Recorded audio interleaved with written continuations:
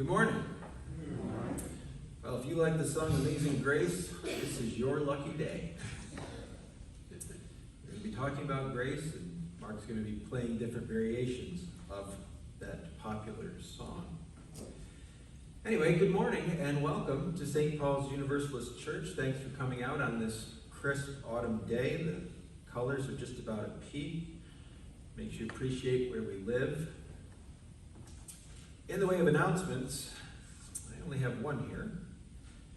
We're having our annual meatloaf dinner coming up on first Sunday in November. It's right. And you always have that extra hour to prepare. This is the last year, though. Huh? This is the last year, though. The last year? We're not doing that anymore after next year. Really? They're getting rid of it? Jump ahead, and that's it. We just stay ahead. We're just going to jump ahead? Oh, talk about progress. The future's coming. First, it's November 6th. Okay. In any case, meatloaf dinner's coming, and David has asked me to announce that there is a donation sheet on the back table.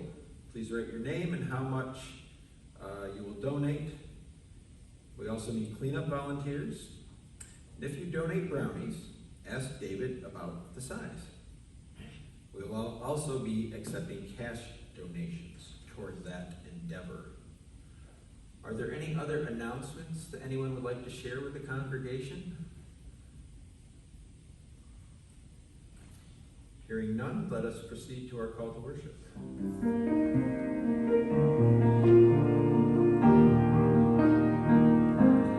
May peace flow through me as music through an instrument. Let it flow through me like the warmth from the sun. May peace flow through me so that I may be a vessel of love of God for everyone.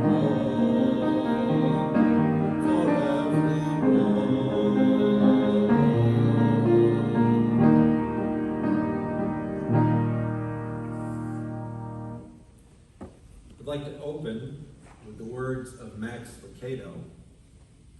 He said that the Apostle Paul never seemed to exhaust the topic of grace.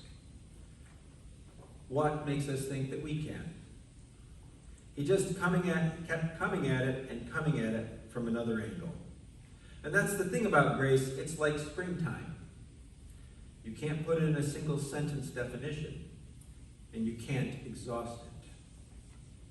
And so I welcome you to our Sunday service, our opportunity to come together on our shared spiritual journeys. We come from all the places of our separate lives to this hour, from love and grief, hope and worry, solitude and activity, to seek renewal and to find celebration. Lifting a cloud of daily concerns, pleasures and pains, we pause to give thanks, to feel wonder, and to experience the privilege of living.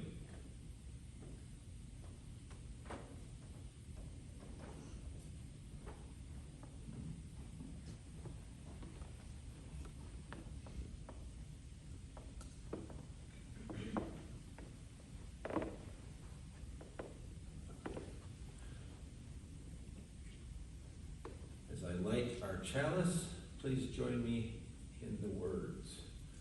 May this flame, symbol of transformation since time began, fire our curiosity, strengthen our wills, and sustain our courage. And our opening song is number 126.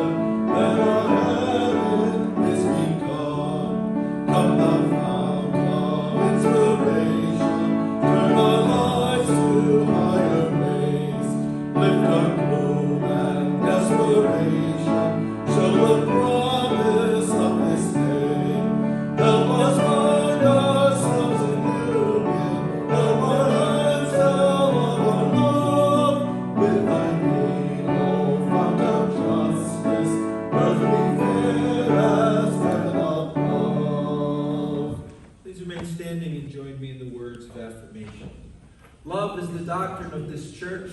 The quest of truth is its sacrament, and service is its prayer. To dwell together in peace, to seek knowledge and freedom, to serve humanity in fellowship, to the end that all souls shall grow into harmony with the divine. Thus do we covenant with one another and with our God.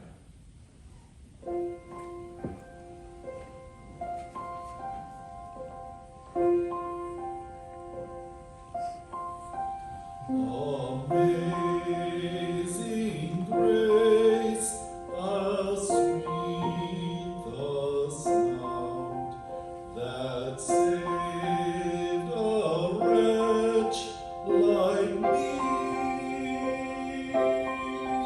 I once was lost, but now am found. Was blind, but now I see.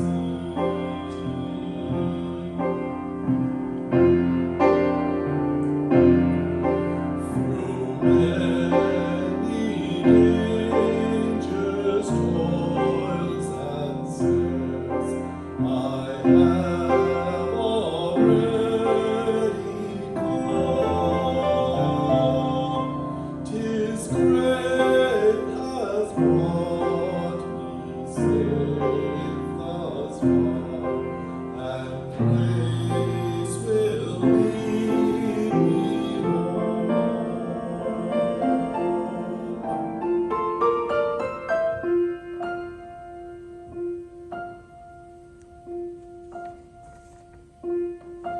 When we've been there 10,000 years, bright shining as the sun, we've known as days to sing God's praise, and when we first begun.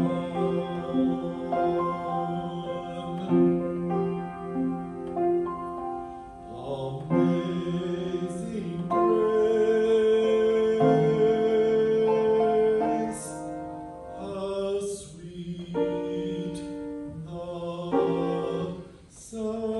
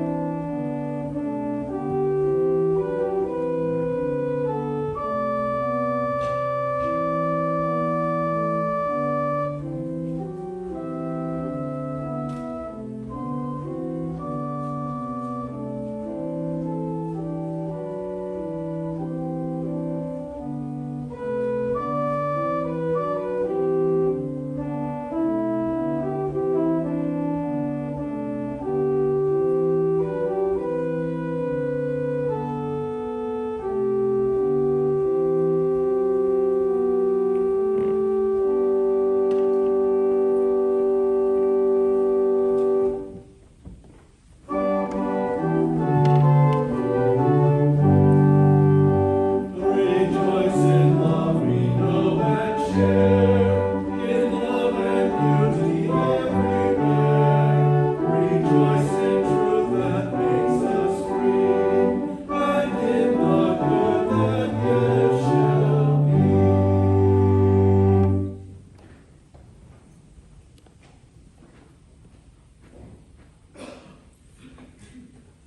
I invite you to join me in a time of meditation. These are the words of the great Protestant theologian Paul Tillich.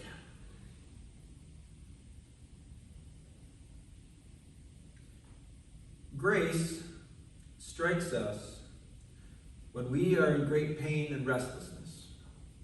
It strikes us when we walk through the dark valley of a meaningless and empty life.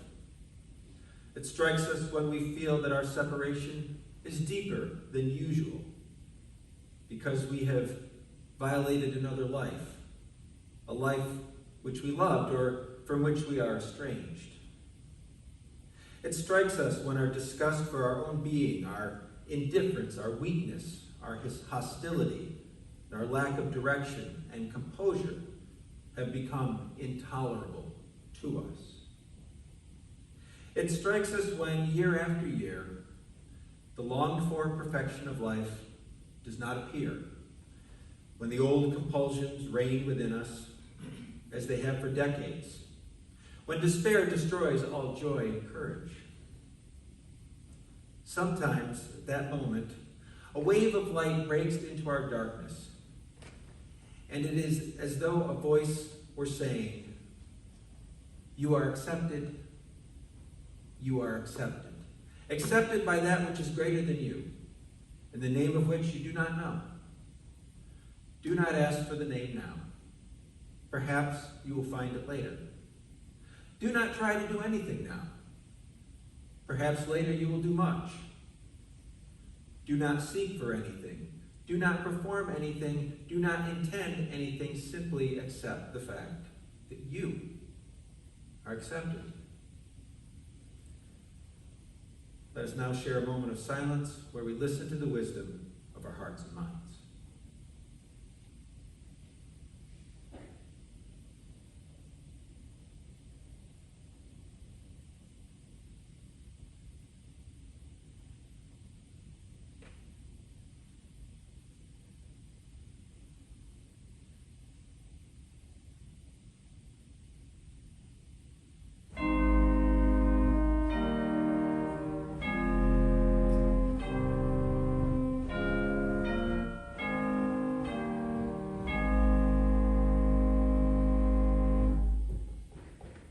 Our next song is from the Teal Supplement, number 1008.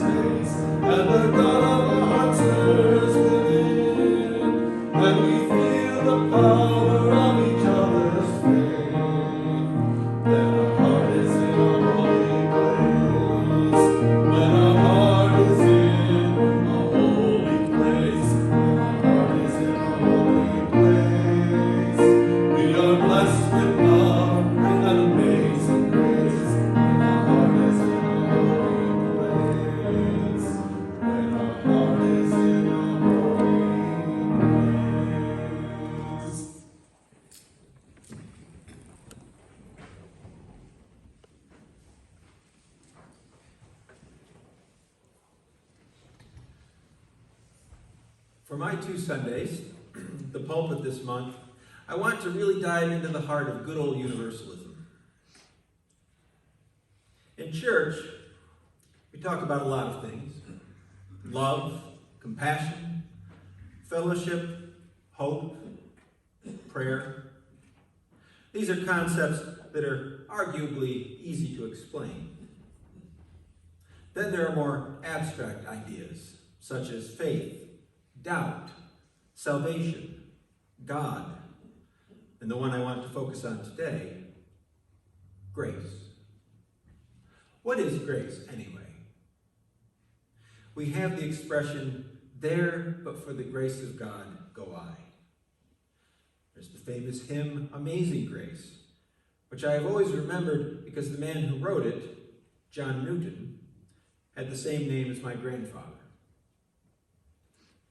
John Newton, the author of Amazing Grace, as it turns out, had been the captain of a British slave trading vessel before later having a change of heart and supporting abolition, and helped to bring it about in the United Kingdom. The hymn, not surprisingly, speaks a lot about grace. You can infer from the song that grace is a good thing. But at the same time, you can sing or read those words over and over and still not necessarily know what grace is. The Merriam-Webster Dictionary defines grace as a Christian belief in the free and unmerited favor of God, as manifested in the salvation of sinners and the bestowal of blessings. Free and unmerited being the operative words.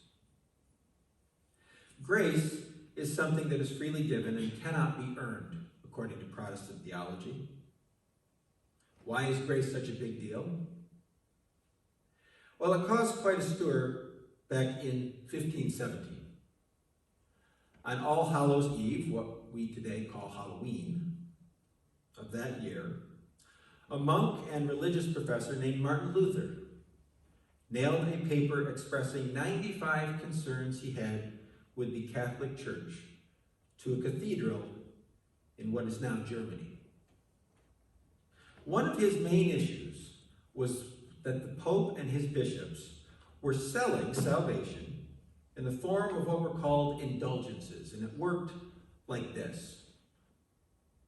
For a generous donation to the church so it could build more cathedrals or various other things, you could basically get a receipt saying that you were absolved of all sins. And not only that, you could also pay to get a reduction in the amount of time a dead loved one had to spend in purgatory. Luther was sickened by this idea. One of his big arguments was that you couldn't earn God's forgiveness, and no human authority, the Pope or otherwise, could grant it. Luther was famous for saying that it was by grace and grace alone that we are saved. He came to believe this after studying the words written in St. Paul's letters to the Ephesians, found in the New Testament. In the second chapter of that letter, Paul, or some scholars argue one of his followers, writes these words: "For it is by grace you have been saved, through faith. And this is not from yourselves, it is a gift of God, not by works, so that no one can boast." To Luther, those words flew in the face of the idea that human clergy could grant salvation in exchange for money or any other earthly gift. Grace came from God, period. Now, Luther did not intend to start a schism in the church, but that is exactly what happened. His ideas led to what became the Protestant Reformation.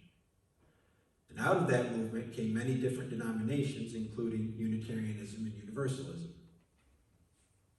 Now I realize that to modern use, the idea of what constitutes salvation varies from person to person. At the same time, our origins can be traced back to the Judeo-Christian tradition. And in that tradition's view, grace is the source of what puts us right with God, the higher power, whatever one chooses to call it. And it goes back to our dictionary definition of the free and unmerited favor of God. You can't earn it. God just gives it to you. And for that reason, grace can be a difficult concept to wrap our heads around. Because as human beings, it is not our natural inclination. Our society teaches us that there's no such thing as a free lunch.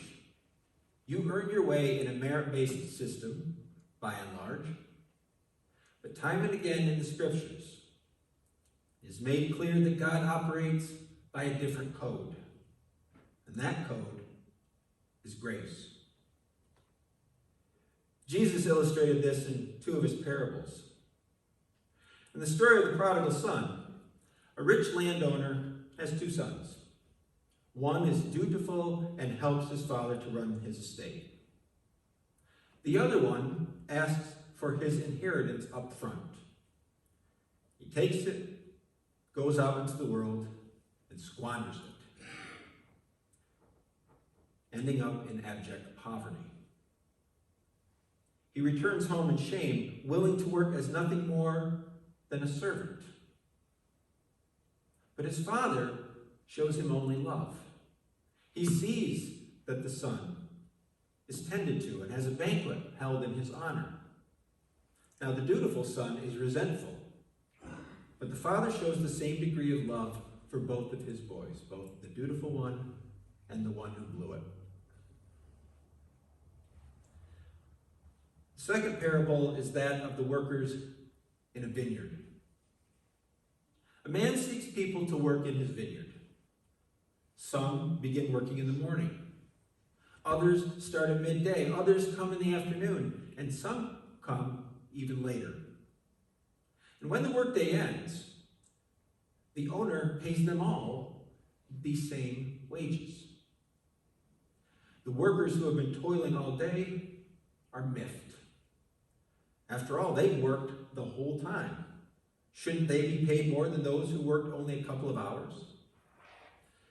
But the owner of the vineyard basically says, hey, this is my vineyard. So if I want to pay everyone a full day's wages, what harm is there to any of the workers? The implication is that the owner of the vineyard, of course, is the Almighty. And Jesus practiced what he preached. One day he found a crowd preparing to stone a woman to death after she was found committing adultery.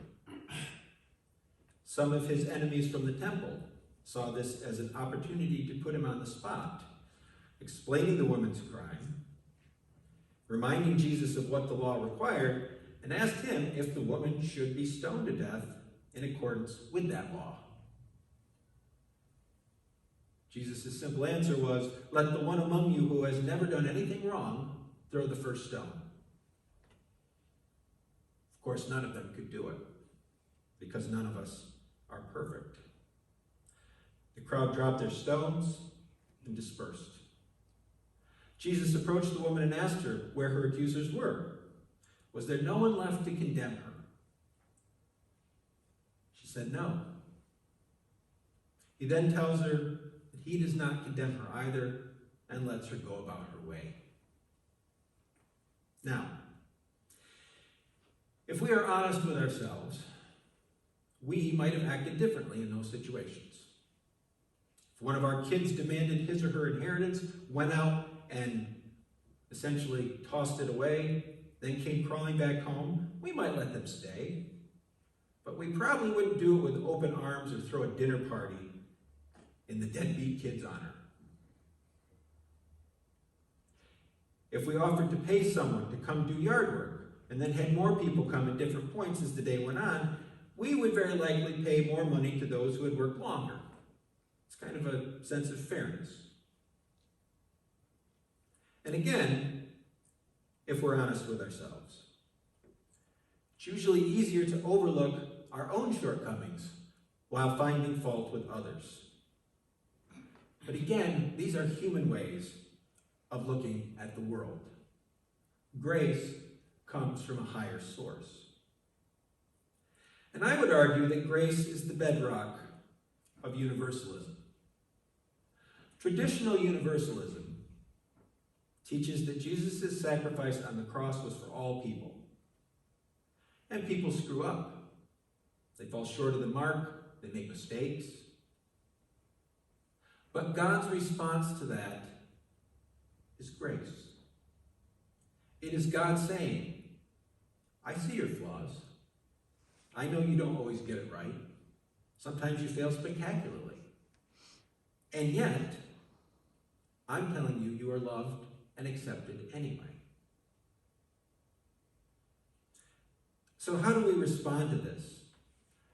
It seems too good to be true.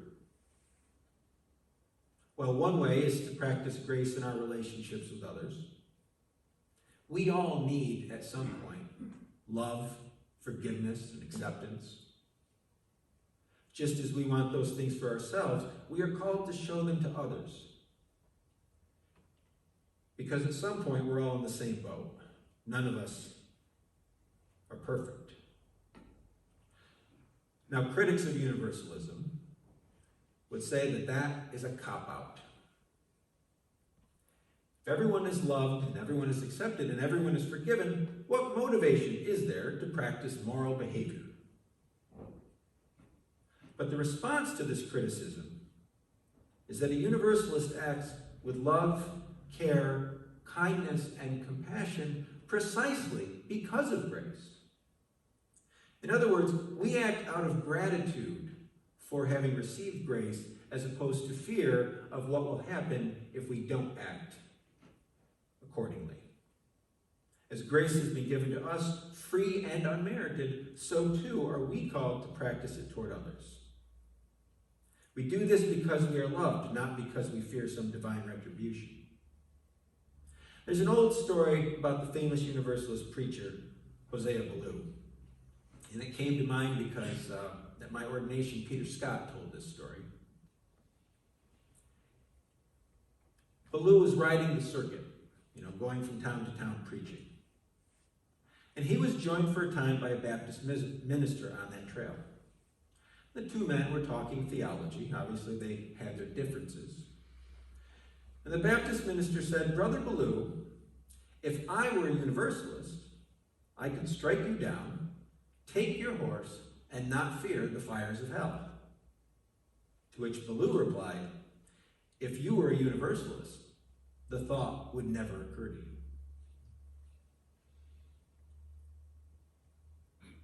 Grace is not an easy thing to understand, but it is a gift given freely, and one that we are called to share with others. Amen. Our last song is Blue Boat Home.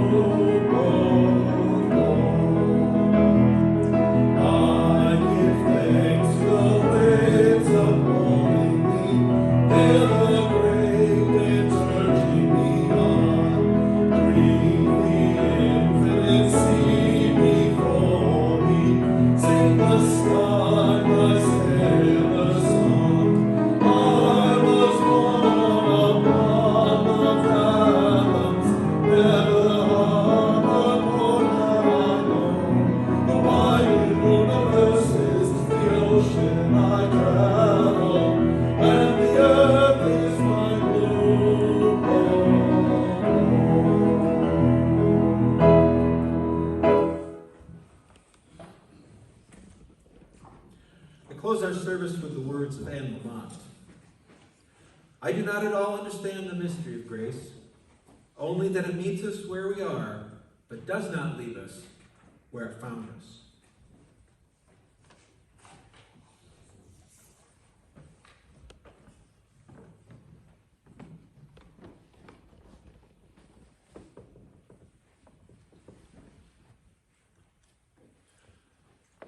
Please join me in the words as we extinguish the chalice.